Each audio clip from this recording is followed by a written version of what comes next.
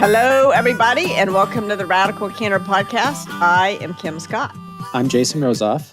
I'm Amy Sandler, and today we are talking about what it means to, quote, manage someone out, end quote. We touched on this briefly in Season 5, Episode 3. That podcast was called Absentee Management versus Quiet Firing. So we'll put that in the show notes. But Brandi, you encouraged us to do this episode. I think there was quite a visceral reaction that you had to the phrase managing someone out.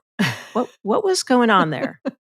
Yeah, so I believe in the episode you referenced, Amy, the absentee management versus quiet firing. Kim, there's one sentence where Kim says, quiet firing is different than managing someone out. And the phrase bothered me then, but I didn't really investigate it. But Kim recently recorded an example of something that we might use as additional workshops. And twice in that recording, there was a reference to managing people out. And I was aware that I just had such a bad reaction to it. It feels very disingenuous to me. You're using like a euphemism for something that actually sounds pretty terrible. And then when I Googled it, when I did the research for this episode, I would say 90% of what I found is a very negative thing. That Atrocious, even HR professionals are saying that this is like a terrible thing to do to people.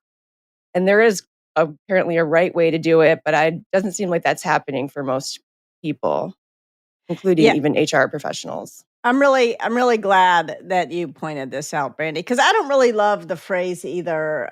So let's try to think of a better one. Here's what I mean by so sometimes you have to fire someone, and that's one thing. But other times you can let someone know that they are not succeeding in the role, and that you don't believe they will succeed in the role. And by telling them that very clearly, you can give them the choice of quitting on their own terms, which usually people prefer. Like, I would much rather to quit than I would to be fired. Yeah, why don't we just call it letting somebody quit on their own terms? Because managing out to me feels like there's the puppet master up here moving all the pieces around on the chessboard, and the person who it's happening to is unaware of it. Yeah. It feels a little bit like, I think we talked about pips and peps. We didn't like those words either. And managing someone out is a little bit like a pep in terms of its phrase. Like, basically what I mean is telling someone that they're failing in their job and that you don't see a path for them to succeed. But that sounds so, I mean, it is kind of harsh, but it's much kinder than the alternative. I just wonder if there's... So, Brandi, what was your suggestion? What we call it? Well, letting people quit on their own terms. Yeah. I think telling someone is much nicer than what most people define managing out as. Yeah. What I mean is, maybe encourage... Sorry, I interrupted you. What were you saying? I was just going to say, like, there is actually and Amy will define this, but there is a business dictionary that I found for English business terms. Well, it was called Jargonism, which I think is a funny name for a business dictionary. Because all business speak is so jargony, like, I'll circle back to you. Let's socialize this with the team. You know, terms that people who don't work in an office are like, what are these people talking about? And when can they start speaking English again? Yes. I like double click. Can we still double click on things? I double click all the time, but I think it's one of those things. I might have to pivot away from double clicking, and where would we be then? Yes. Okay. So can we say, I want to go back to because I want to come up with a term. Are you circling back? I want to come back. I'm going to come back to it, to what Brandi was saying. What about encouraging people to quit on their own terms rather than letting them? Because you're doing more than letting people. You're being clear enough with someone that you're encouraging them to go find another job is what you're doing. Jason? Maybe we're conflating the moment that you tell someone their job is, they're no longer a fit for their job, with the process of that person exiting the company. Because when I hear the term managing out, the positive connotation that I have with that is like actually providing people a pathway out of the organization. So, for example, something I might do for someone who I'm managing out of the company is I might let them go from full-time to part-time while they finish up their tasks so that they could, and pay them their full-time salary so that they could start to look for a job. And then maybe I give them severance so that they have time once their duties are concluded to job hunt without being without income. Another thing I might do for someone I'm managing out is I might make introductions for that person to other people with whom I might who have jobs that I think might be a better fit for that person. Those are things that I might do when I was managing someone out of a position in a company. And I want to try to distinguish that between the moment you tell them and like what you do after you've told them in order to make it. So like quitting on their own terms is one thing, but I don't feel like that's entirely accurate because theoretically you're telling the person you are fired, but you're not fired right now. You're fired far enough in the future that you can transition gracefully out of this role and into something else. In many ways, we have a phrase for this, which is practicing radical candor, like at every step of the way. And Jason, what you're describing is the process by which, and Kim, I think you even had this in the book where you said that there was someone that you had to fire, but the way in which you did it really built that relationship because you did many of those things that Jason is describing, right? You help them find a better role. But the idea of process versus conversation, I think, is an important one. Well, usually when we talk about practicing radical candor, we're talking about these impromptu 2-minute conversations, and this is much deeper than that. So it is sort of helping someone find a better job in a way that is radically candid. But it's not just this is not a 2-minute impromptu conversation. But wouldn't you say radical candor, that what you're describing is the feedback part of radical candor, but the book Radical Candor is really about the management philosophy of radical candor and the relationship. So I would say, yes, that's the feedback part, but really the radical candor part is by continually being clear of what the expectations are as well as caring, like throughout that whole relationship. Yeah, absolutely. Absolutely true. And I think, Jason, like encouraging, maybe encouraging isn't the right, it's sort of encouraging someone to find another job and helping, encouraging them. Sorry, I'm thinking out loud. Encouraging them to find another job and helping them take steps in that direction or something. Because managing out is a process. It's not something that happens immediately. And basically it's about being clear enough with someone. Maybe you haven't gotten all the way to deciding you're going to fire them, but you're being really clear enough with this person what they would have to do to succeed in the role that often they realize, I don't want to do that, you know. And then they go find a different job, or you help them find a different job. Yeah, Amy, can you give us the jargonism definition of the word? Because I think this is I would be a good love to. I think we have two definitions, but one from our friendly business dictionary, Jargonism. The definition of managing someone out is, quote, the practice of giving an employee undesirable tasks so that the employee leaves a company voluntarily, end quote. And I wonder how much of that is similar to what we were talking about with quiet firing. Is that pretty similar? I think there's a high degree of overlap between that and quiet firing in practical terms. If that's how most people feel about the term managing out, if a lot of people have that perception that that's what it means, that is not, from my perspective, that is not managing anything. That is like hoping someone will get ticked off enough to quit, which is not, that's not what I think of as managing something. I feel like, yeah, I would define that as being asshole, right? Or, I was going to say something even worse. That's why it bothered me when I heard it in the talk, because it just felt at odds with your philosophy of how to manage when I looked it up. And what people were saying about it. Yeah. It's really good to read that definition because that never entered my mind.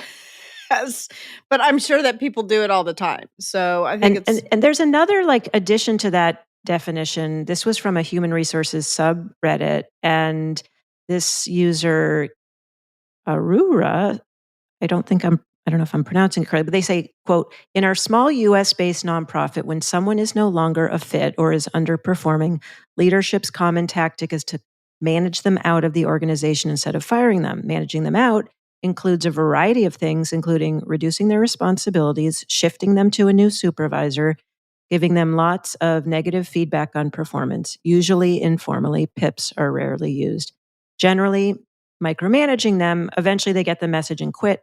Well, it's an effective strategy in some ways. I do have concerns about it creating a toxic work environment, both for the employee being managed out and for their teammates. If nothing else, it feels incredibly dehumanizing for the person getting managed out. It seems more honest to be more direct about it and just let them go. Yeah, I mean, that's like a toxic mix of manipulative insincerity and obnoxious aggression. I'm going to be such a jerk to you that I'm going to make you so miserable that you will leave of your own accord. Like, who does that? I'm sure it happens all the time, but it's so awful. I was going to say, it's like when people do that in their personal lives too, if they don't want to break up with somebody and have the conversation, they'll just be a jerk until the person breaks up with them. Really? Kim, did you not go to junior high?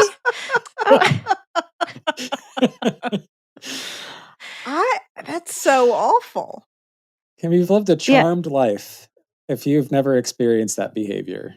So, first of all, Kim, I think it's beautiful that this is new information. I always thought I was really innocent and naive, but I will say I was at least aware that happened because I feel like I was on the receiving end of that a few times.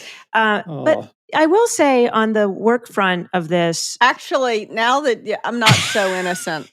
Okay. Now that you all are talking, I'm remembering a time when I was in 8th grade when I was dating this guy. I mean, to the extent that you're dating somebody in 8th grade. And I decided that I didn't want to date him anymore, but I didn't want to break up with him. And I actually told him this big lie about how this was when the Moonies were big, how I was a Moonie. Wait, what's a Moonie? You don't know what a Moonie is? It was a cult in the 70s and 80s. It was a popular, yeah. And so I told him I had joined the Moonies, and he was so sweet. He was like, "That's okay." And then it was awful. And I remember I was telling a friend of mine about it at the dinner table, and my parents, my mother and my father, gave me this long lecture about how that was a horrible way to treat people, and it would be much nicer to this guy Eric. We'll call him because that was his name. Just to tell him that I didn't want to go out anymore. And it was a big moment. And then the seeds of radical candor were born. And so, Eric, if you're listening, yes, we are so sorry. I'm so sorry. I was managing you out, Eric, and that was not the right thing to do. It's like the people who are blindsided by divorce papers, where they're like, I had no idea anything was wrong. In some cases, they're clueless, but in other cases, no one's had a conversation with them. Yeah. Which is why, I do think it goes back to radical candor you're right. Kim, right. You really, I hate to tell you, but you sort of figured it out. I thought it would be helpful just to share my own experience, and I would be so curious how you would advise the people in this story. So, for example, let's say there's a new management team that's hired. Wait, are you the people in the story, or this is I'm one of the fictional? people, Okay. but I will see where I go with the story. So there's a new management team, and part of their task is to eliminate some of the folks who've been around a while in this organization. Not to eliminate them, old but guard. to fire them, right? Correct. We're reducing, although, there was... Hopefully they were not eliminating the people. They were... But it goes to show how some of the violence in workplace language. Yes. And so I got a new manager. I was doing everything I can to help onboard them and tell them what was happening with the team. And this person would we had a few conversations. What kinds of things am I interested in? And it felt like there was this authentic connection.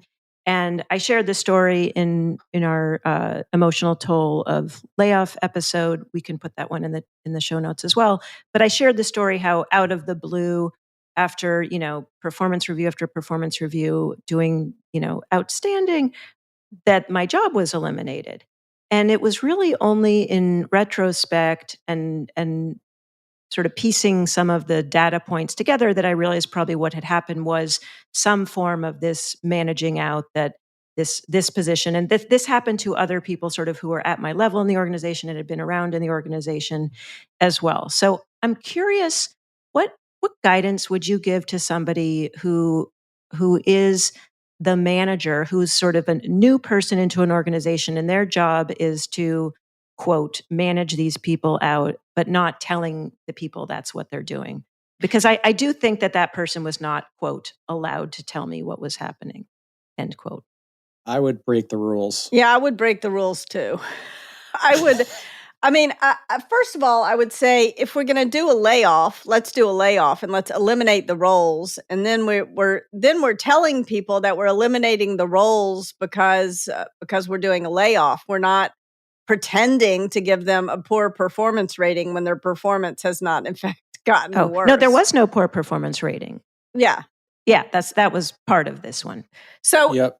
So was the person mean to you, or they just suddenly fired you and you were surprised? Suddenly fired, and there was laid off. The job was eliminated 2 weeks after a great performance review, and that was the first I'd heard of it. But that does happen. I mean, if you're going to do a layoff, very often the decision is made, and it could be made after you get a great performance rating, but you're not being laid off because of your performance. You're being laid off because your manager overhired or the leadership of the company overhired. And so that does happen, that people get laid off who are doing great work. I think it does happen. I don't think, given the culture and given the other things that happened, I don't think that that's what was happening. I do think that person knew months in advance when we were having some of those vague, what do you want to do? And where would you like to go? When I sort of revisited those.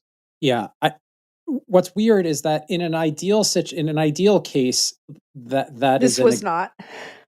Which this was not, like that is actually how layoffs happen. Layoffs are not meant to be delayed performance management. Layoffs are meant to be a cost-cutting measure, which is painful because you do wind up having to get rid of people who are quite good at their jobs. You just can't afford to have those people in those jobs anymore. Like that is like the right reason for a layoff. But what you're describing sounds like this person had been told that they had this job, which was to fire you, and then the layoff was sort of like a cover for the.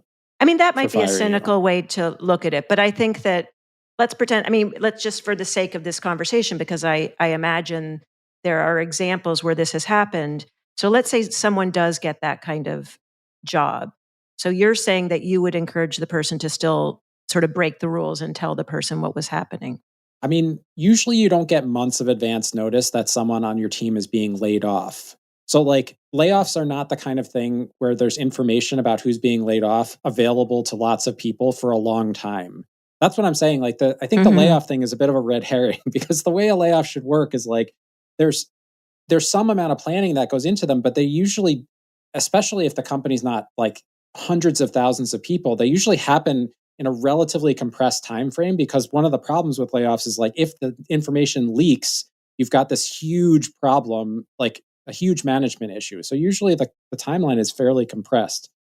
So that's why I was taking a cynical point of view. Like if you felt like this started months earlier, that was not a layoff. Like that was something else. It sounds like what was happening in this case, but I may be incorrect, Amy, is that your manager's boss had decided that for some sort of subjective and unfair and unreasonable reason, they didn't want you around anymore. Not because your performance wasn't good, but for some other reason. Is that what was going on? It sure was. Okay. Okay. Now I'm figuring it out. I don't know why I'm well, so and I slow mean, today. I don't know that I will say that I actually was the recipient of an email that was not intended to be sent to me from that person. And what Yeah. did the email say?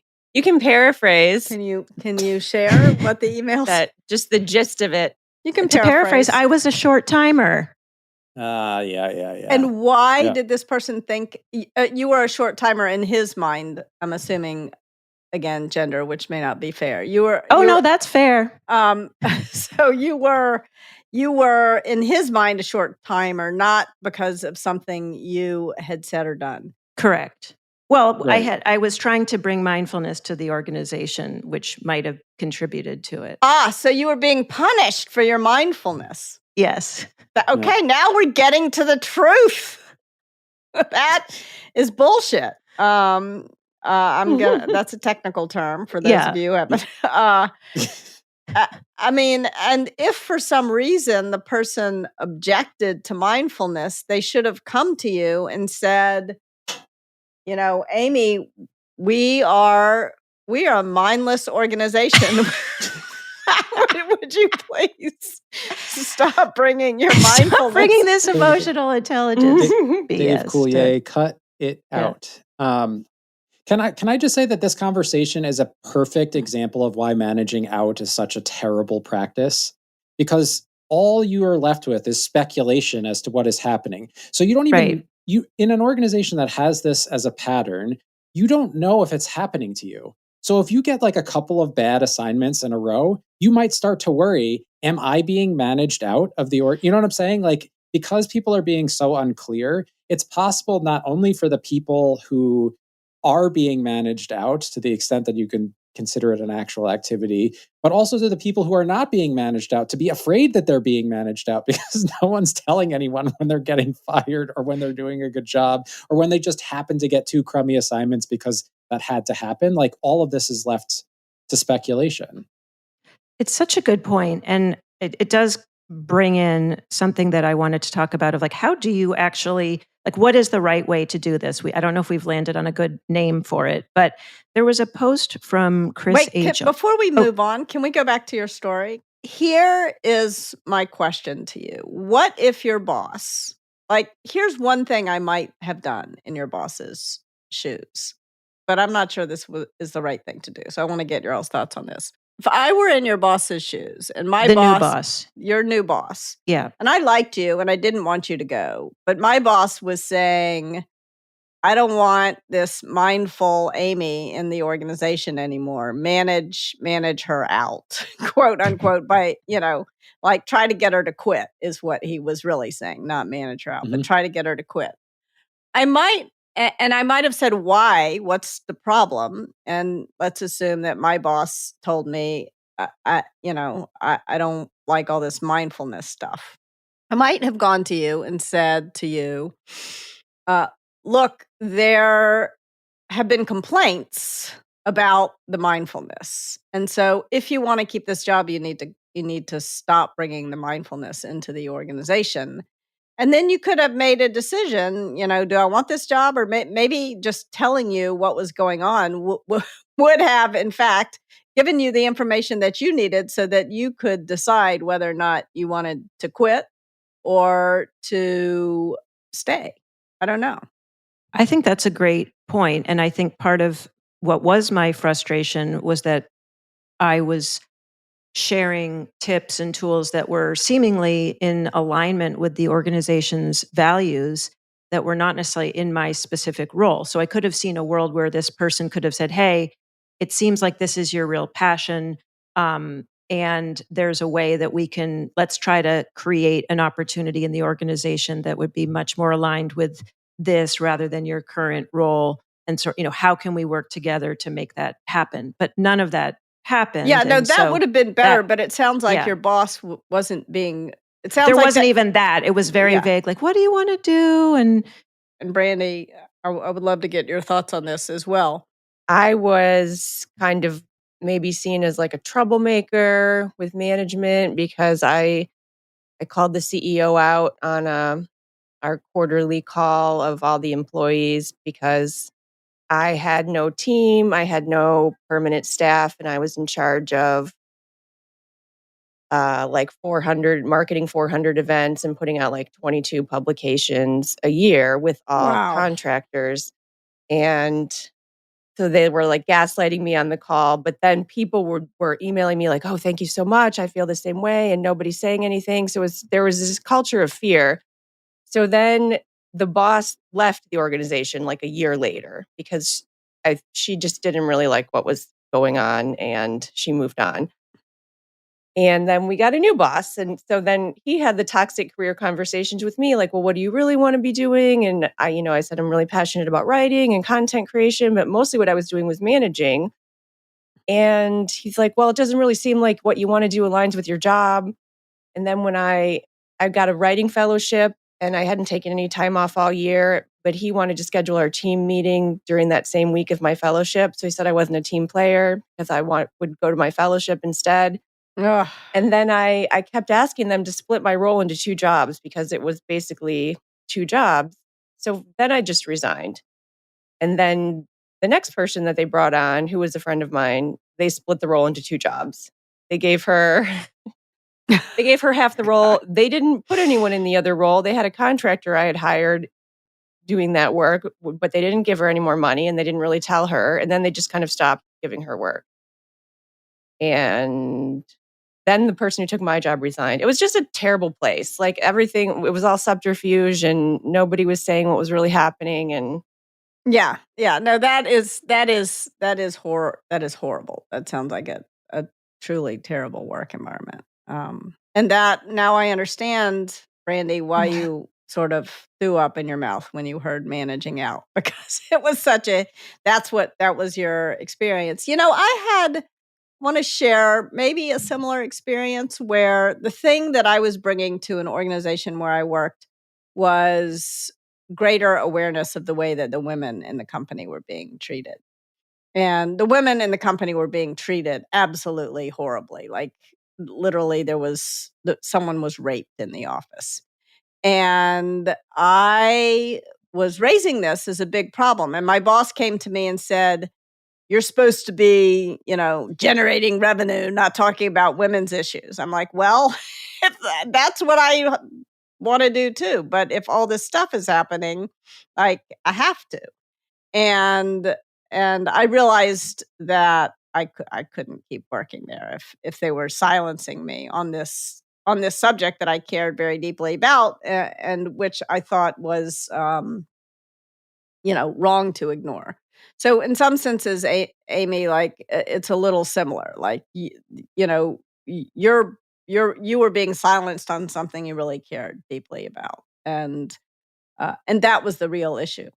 What I will say when it comes to being managed out, I just want to go back to Jason's point, which is just the lack of clarity. So I don't know all the machinations that may or may not have happened prior to that event. All I know is that I had a performance review that was yet again great, and then the elimination of the role. The rest of it is sort of surmising and not really helpful. But the reason why I think it's an interesting story is that if you think about if a manager is hired into a situation where their job is to quote manage people out, or to potentially, whether it's going to be laying them off or eliminating their role, et cetera, if you know that, what kind of moral responsibility do you have to the people that you're now managing? How do you hold the principles of radical candor at the same time of not being able to maybe say everything because of that role? What's coming to mind for me, just to drive the point I was trying to make before home, is that what you said is that everything else is surmising. It is the problem. Like that is the fundamental problem with not being clear with people, is that they are left to guess what it is that is going on. And not only the people who are sort of directly affected by this, but even the people who are going to make it through to the other side of the layoffs or whatever else is going on. And so you leave people with all these questions, which winds up reducing performance, which is the exact thing that you're theoretically trying to improve, either financial or sort of like outcome based performance. So it's bad for that from that perspective. And what I would say is, if I was in that person's role, what I'd be thinking about is, how do I show common human decency and respect to the people who are going to be let go as part of this process? I probably, if I had any other choice in the world, I would not choose to do that work. Like, I would not choose to be the one who like comes in from the outside and fires a bunch of people. Because my guess is that would be a stipulation from my perspective, is that we have to treat the people who are going to be fired with respect.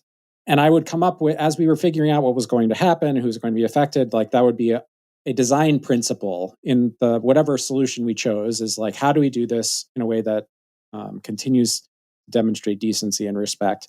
And I do think that there are limitations to the amount that you can tell people ahead of time and a whole bunch of other stuff, because that might be respectful to the person you got to tell first, but it might not be sort of a decent thing to do to a bunch of people who are going to be fired weeks later, and they think they got sort of like missed the axe, but they might not getting fired. Like, you have to be careful about balancing the sort of the need of the one versus the needs of the many. But that's what I would think about, is like, how do we do this in a way that shows respect for people? And I think at a minimum, when you are actually firing somebody, or the intent is to fire somebody, like, tell them sooner. Like, if you literally had that, I'm thinking about the time that was spent, the months of time between that first conversation of where do you really want to go and what do you want to do with your life, and when you actually got laid off.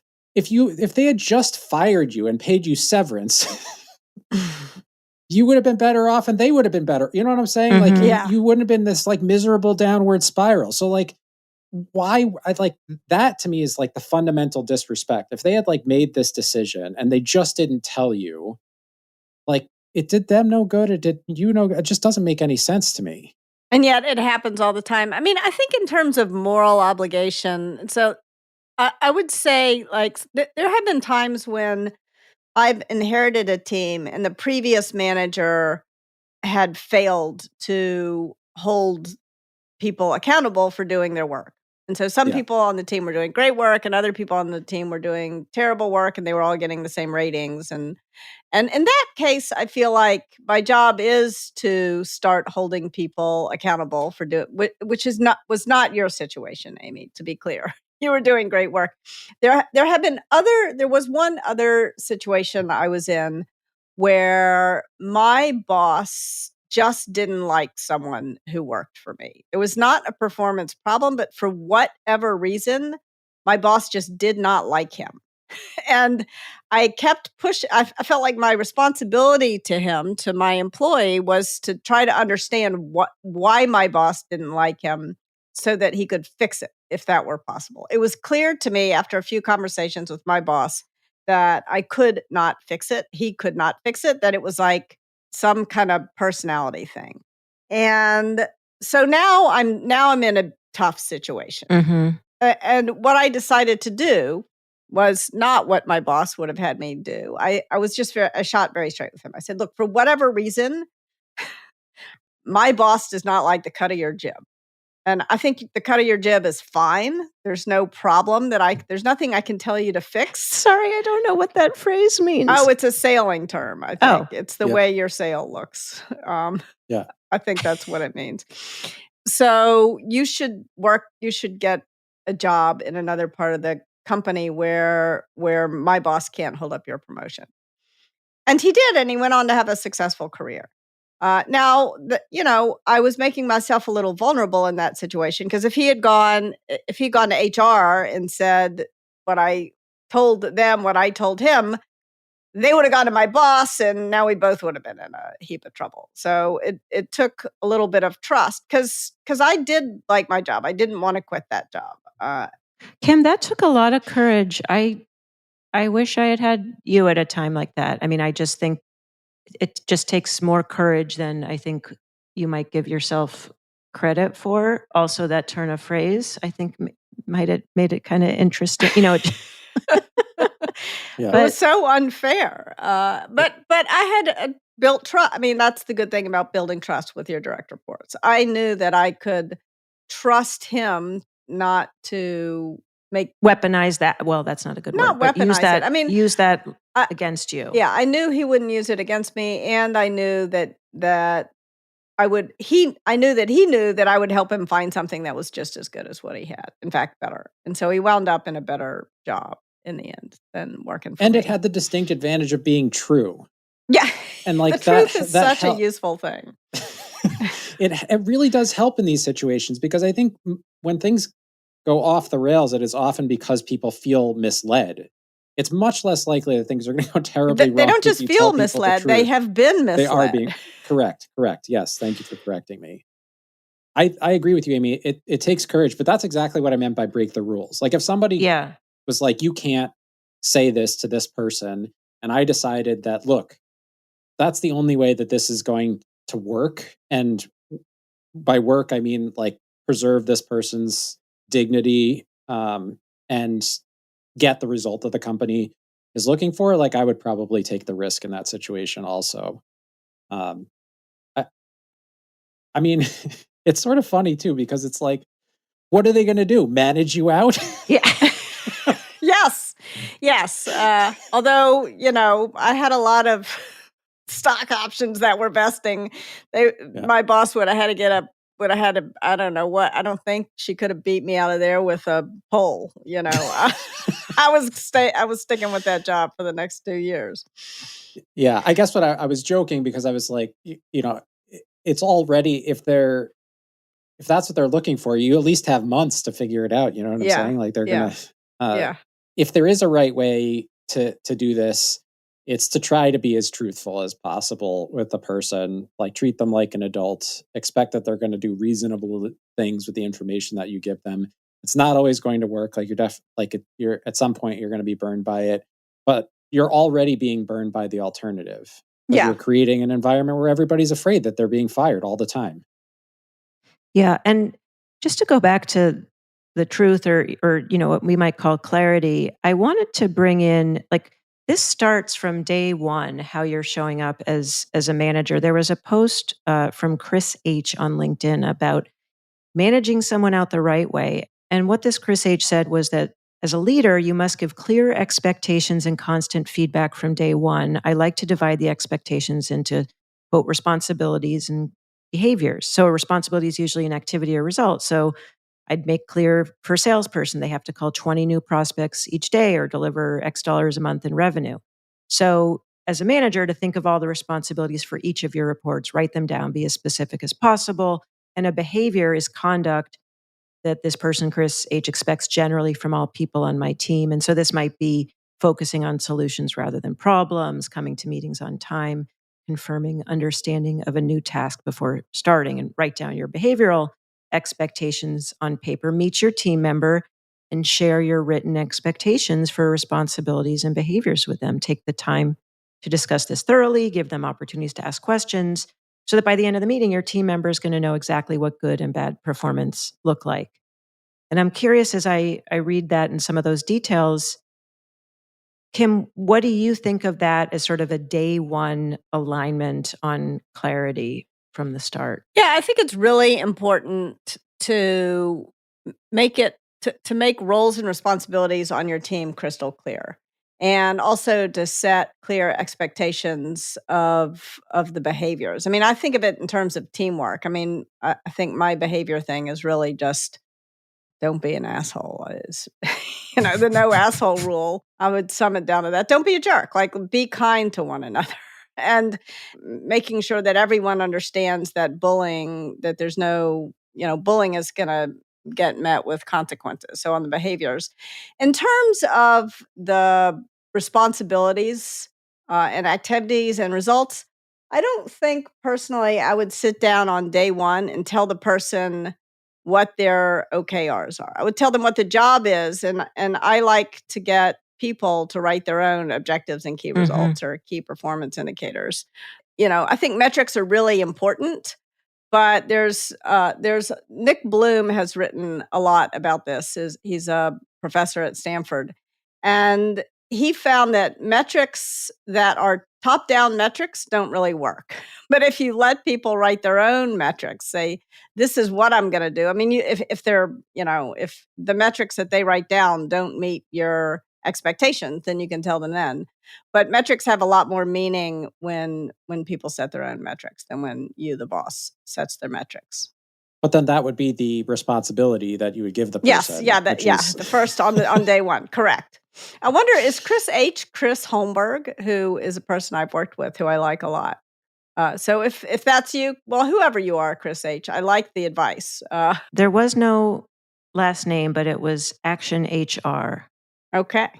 This was from 9 years ago, but it still lands. Just as relevant today. It's Chris Harvey. Yeah. Timeless wisdom. But I do. Okay, different Chris. But just as brilliant. Jason, if you were hiring someone new to Radical Candor this coming week, when it comes to those responsibilities and Kim's point of, the person coming up with their own metrics, but what do you think is most important to be clear about when it comes to responsibilities at the start before someone might have a full view of what their role is? So my goal, as we've hired people, we've written job descriptions that have the responsibilities in them. And I would hope that what we would do is to help that person understand, like, this is the scope of your responsibility. We'd taken some time to think about where they're going to start. So, like, what are you? You're not going to do everything from day one, but where are you going to start? And then, to Kim's point, what is the cadence by which we will either add things to your responsibilities? That's the kind of thing that I would be setting out for them. Is like, this is the job. Do you have any questions about that? This is where we're going to start. Do you have any? This is where I recommend that we start. Do you have any alternative suggestions? And we're going to meet on a regular basis. We're going to talk about making adjustments to this until you're sort of up and running in the role as we've described. But Amy, as you and I have done, I think that especially if you're a small team, I mean, we're a small company, but if you're a small team within a larger company, like, roles can be fluid also. They shouldn't be fixed in stone. If, like, you realize there's a big opportunity, if this person does something that wasn't in their job description, I would encourage, like, that to be a dialogue. And I would say that. I would say, like, this job description is incomplete. We don't know what's missing from it yet. We don't know what's on it that shouldn't be there.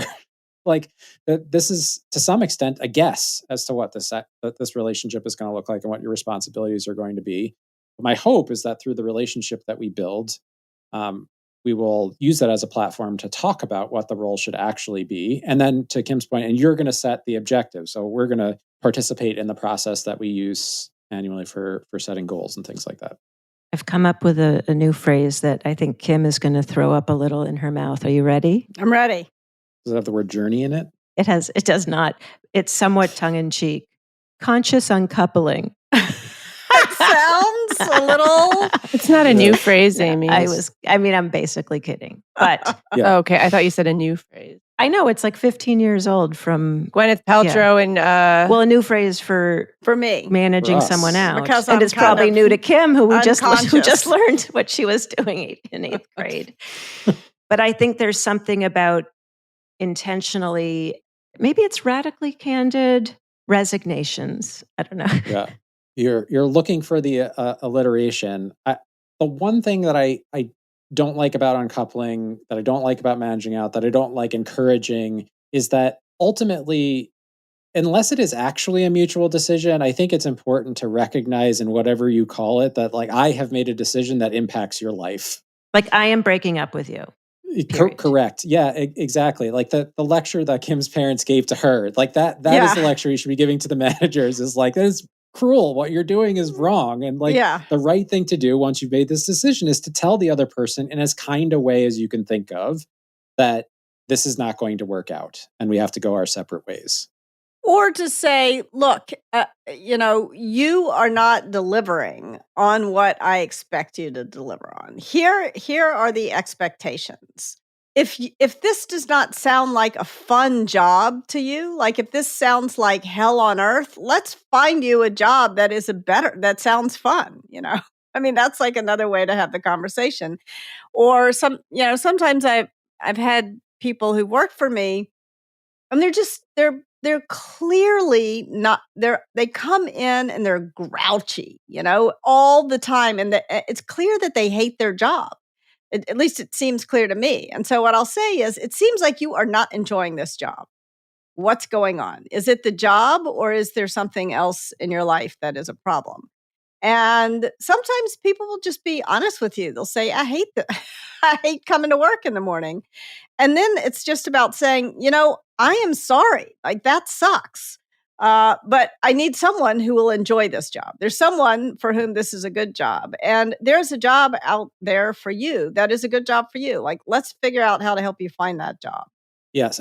And to be very clear, I 100% agree with you, Kim. I could not agree more with that approach. I feel like the managing out thing is what happens after that has failed. Yeah, that's interesting. You mean after it succeeded? If the person is like, once you get on the same page, once you get on the same page that I shouldn't, if you're managing me, Jason, and you said that to me, and I was like, yeah, you're right, Jason, I hate this job. I really need to find a different job.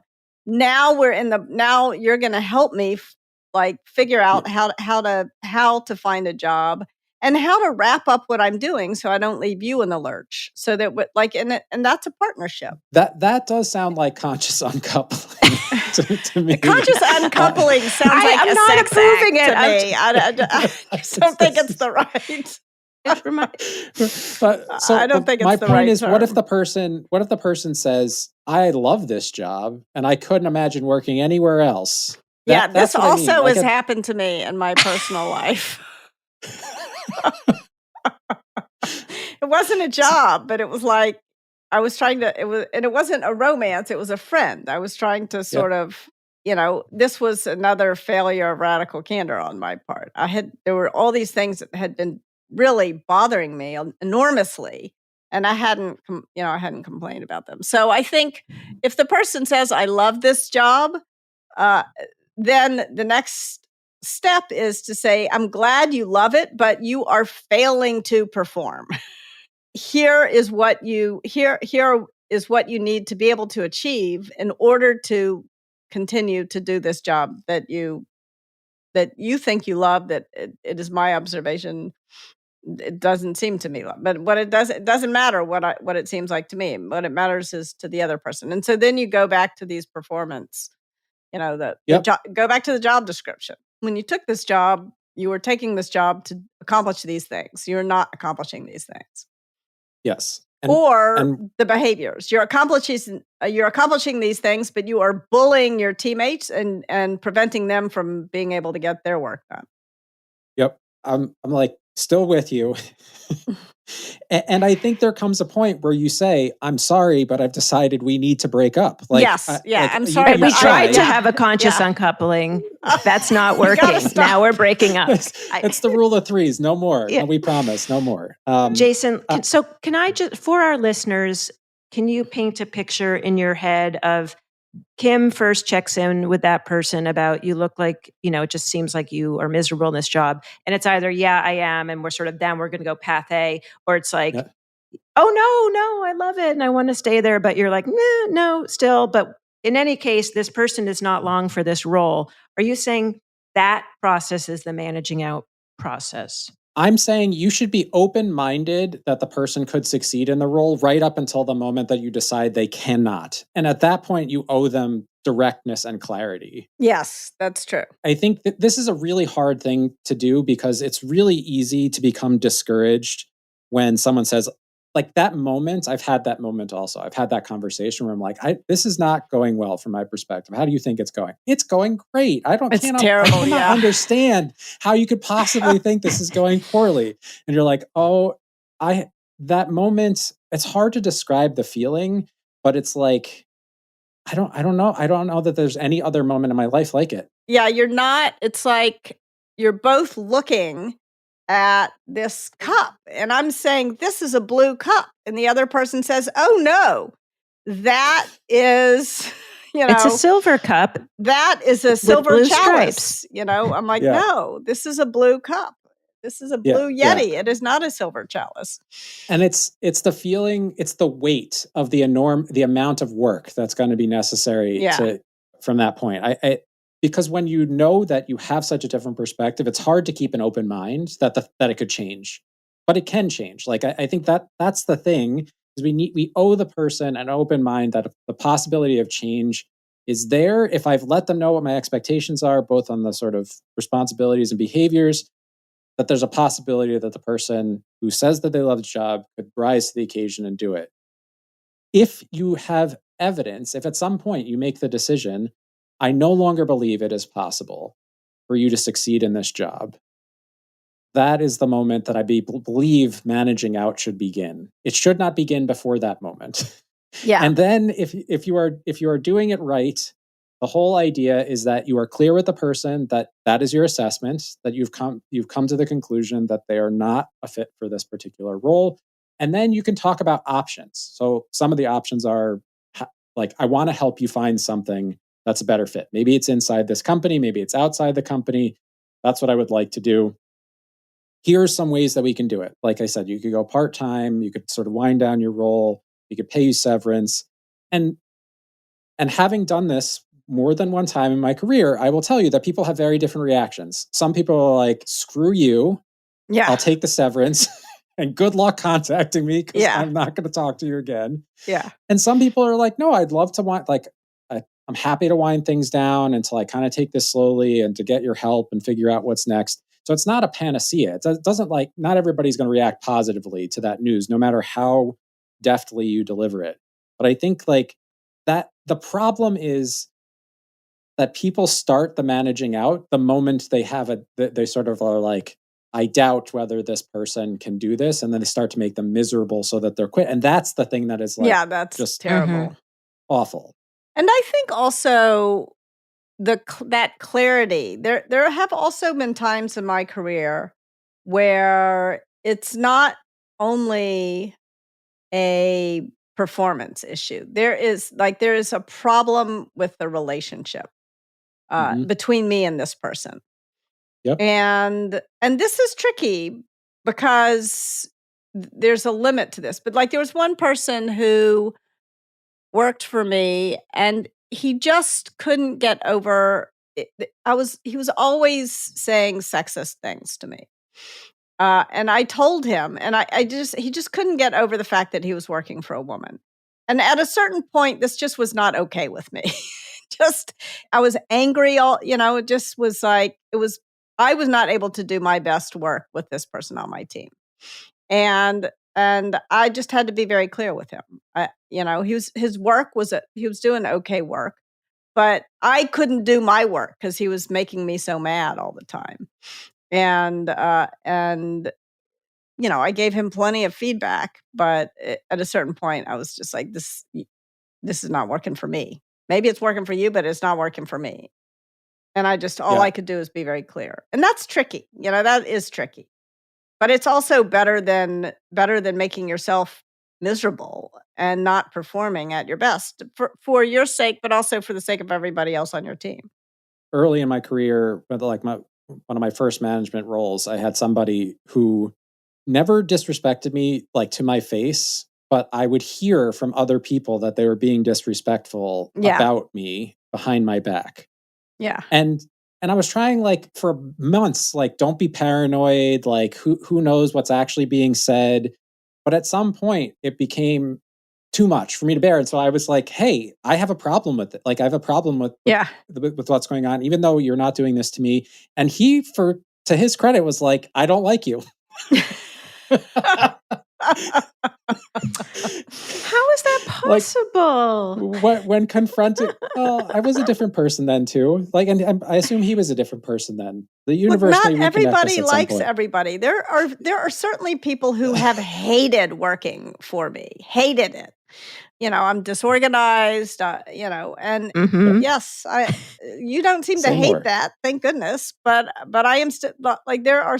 And I don't mean to have a fixed mindset about my disorganization, but like there are certain sort of core things about us that are not going to change. And so I should not work for or be the boss of someone who can't stand disorganization. Yeah. Like I had a boss who was always marveling at my disorganization. But it didn't drive her crazy. But I remember one time we were on a flight and she had forgotten her charger for her her computer, and it had clearly really stressed her out, and she was beating herself up for having forgotten it. And she looked at me and she goes, "This must be what it feels like to be you all the time." And it was true. She was exactly right. She was like, "Wow, this is really hard. I don't know why you do this to How do yourself." you do it? I carry 10 chargers. Yeah. No, I did. I was like, well, I don't know. Somehow I'm muddling through.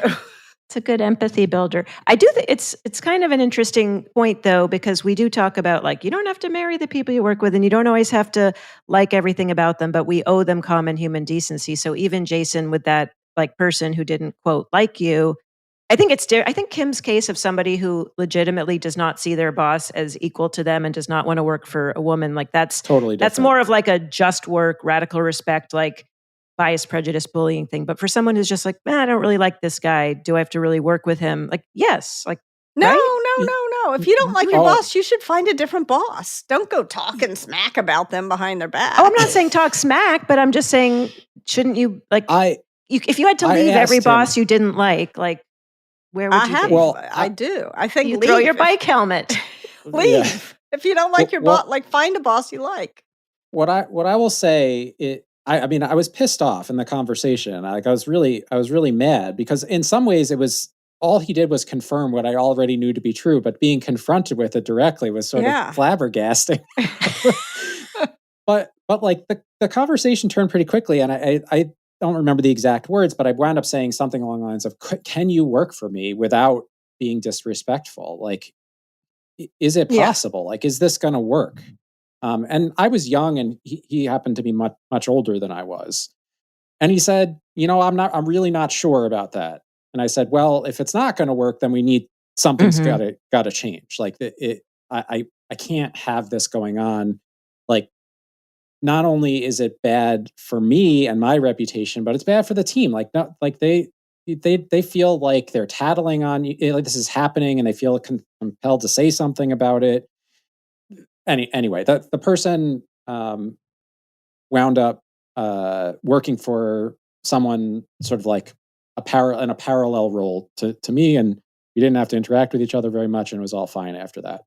But he really did not like it. And I think to some extent what's interesting about it to me is like I could have I think there are people who feel like that person might deserve the sort of managing out treatment, right? The like give them crappy jobs and all this other stuff. But that would have made me feel terrible. I would have felt bad doing that to somebody else. And so I was like, that's not what I'm going to do. In fact, I remember someone who was gunning for his job suggesting I do something very similar to the things that we've read in this article to like tick him off. Anyway, that's the other side of this. Often people do this because they're afraid of the conflict. Often people start this process because they're afraid of actually telling someone what's going on. And they don't realize how much it's costing them to behave in this sort of like duplicitous and unclear way, because it leaves you know what I'm saying? It leaves a stain on the relationship. Like every time you interact with that person, you sort of feel like you're lying to them or misleading them in some way. And that's like a crappy way to live. And so I would just encourage people to think of like, not only what does it cost the person, but what does it cost you to do this in a crappy way? And I think that's exactly right. Because it's like throwing a rubber ball against a rubber wall. It's going to come back at you and hit you and hurt you, I think also the thing about that story, Jason, that really strikes me is that he must at some level have known that you were an unusually fair-minded person. Like a lot of people would have just fired him on the spot, and you didn't. You're like, you don't have to like me, but let's find a place where you can work and like the person who you're working for. Or at least not dislike and disrespect. I mean, I think at the floor is respect, and respect in terms of respecting someone's feelings, not something that we have to earn. And if someone really doesn't respect you because of who you are, then you cannot work for them. They cannot work for you. Like that is not going to work. No working relationship can survive that kind of contempt or disrespect. I think what was on my mind, so I don't think I was being particularly fair-minded. I think it was a political calculation on my part, because if I fire, like, as a young person managing this team, if I fired someone who is bad-mouthing me, like, just because they were bad-mouthing me, like, that was going to make me look petulant. Yeah. Right? Because, like, And weak. he said something, he said something mean about me, and I took away his livelihood. You know what I'm saying? Like, that was good. Like, no matter how I sliced it, it seemed like a lose-lose situation. So my fair-mindedness was partially enlightened self-interest, because I knew I might have to fire him. I guess that was the thing. It's like, he might leave me no choice. He might say, no, I'm not moving to another role. And no, I'm not going to stop talking about you, in which case I would have had to fire him. But luckily, like, it was clear enough in the conversation that he was like he is not leaving me many choices if he continued this behavior, that he was motivated to find another solution. And you helped him. You encouraged him to find a different job. And honestly, he helped me too, because if he hadn't been so open. No, he took a risk. We got to give him credit. I will say, Jason, it's like what I often think of when you said on the podcast once, like, you want to know, like, I'm still walking around thinking I don't like Jason, whether I've told you that or not, or even if it's gone through the grapevine. So it was you could do something about it. It was out in the open, and being out in the open made it possible to do. We were both seeing the blue cup, and that made it possible to do something. Figure out what to do with that blue cup. All right. Well, on that note, let's take a sip from our proverbial blue cup and go through our radical candor checklist so that you can start putting radical candor into practice now. Kim. Tip number 1, resorting to subterfuge to get someone to leave an organization is not an ethical way to let go of an employee who is not meeting expectations. It's better to be as truthful as possible so you don't sow seeds of distrust among your entire team. If you're practicing radical candor and have regular conversations with your employees, it shouldn't come as a surprise to someone that the role is not a good fit. Tip number 2, avoid relying on euphemisms like managing out to soften the blow about what's actually going on. Be as clear and candid and literal as possible about what you're doing and why. And I think, can I add something to that tip? Please. Because I think managing out as it was defined is not even a euphemism. I didn't understand what people meant by the phrase, so I will never use it again. There's my commitment. You will endeavor. Well, I don't know if, like, to be clear, this feels like more like the vernacular, like out in the public understanding of what managing out is. Like, there could be a long lost management book that has a definition of managing out. What matters is good communication gets measured at the listener's ear, not at the speaker's mouth. And now that I know what people are hearing when I say that phrase, I will not say it again. Wow, those are strong words. Jason. Tip number 3, firing someone should be a last resort. Stay open to the possibility of change. But once you do have evidence to the contrary, your job is to be immediately clear. You can say something like, I no longer believe it's possible for you to succeed in this role, as opposed to giving that person crappy tasks that makes them want to quit. And look for ways to help them find their next thing, or at least offer ways to help them find their next assignment. Tip number 4, if you've inherited a team that was previously led by an ineffective boss and some people are not meeting expectations, the right thing to do is to tell them, even though you were not managed properly in the past and you got good ratings, it is my assessment that you are not meeting expectations and things are going to change. Be very clear and kind. And often clear is kind. Yes, it is. Especially when it comes to like life-changing decisions. Yeah. You don't want your doctor being like, well, maybe we could do surgery. Like this is the moment to be clear. Like, I believe my recommendation is that we do surgery. You don't want to equivocate when someone's livelihood is at stake. I think a wonderful way to end is with a Russian anecdote of the man who had a dog who he loved so much that when the vet said he had to cut the dog's tail off, he did it an inch at a time. That is not kind. Do it once. Do it fast. We were going to talk about your favorite thing, Kim, which I do believe was your book. It remains your favorite thing, Virtual Love. Did you want to let's do say it again? Why you love this so much? I think you talked about it before, but We can never have too much love for virtual love.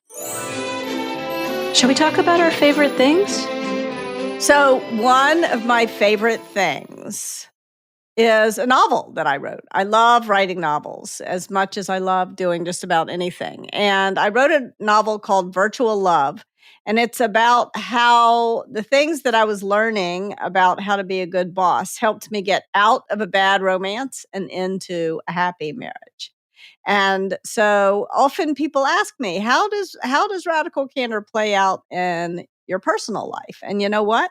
I wrote a whole book about that too. Virtual Love. Check it out. It got a lot of rejections from a lot of publishers, mostly because the main character, who's me, is not likable. But I was not deterred. I self-published it, so you can go to Amazon and buy it and read it. I will not use the phrase conscious uncoupling in a review of Virtual Love. Thank you. Yeah, that's how I show care personally.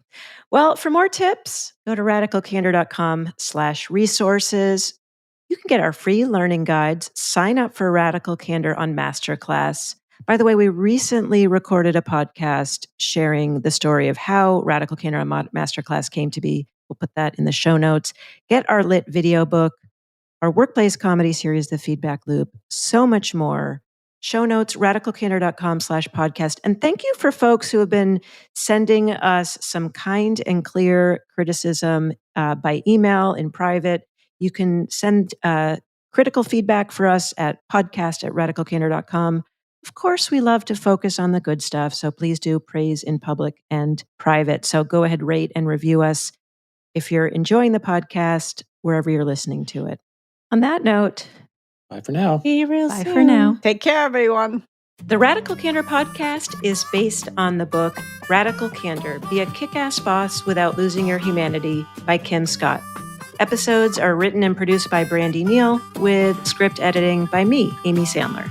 The show features Radical Candor co-founders Kim Scott and Jason Rosoff and is hosted by me, still Amy Sandler. Nick Carissimi is our audio engineer. The Radical Candor podcast theme music was composed by Cliff Goldmacher. Follow us on LinkedIn, Radical Candor the Company, and visit us at radicalcandor.com.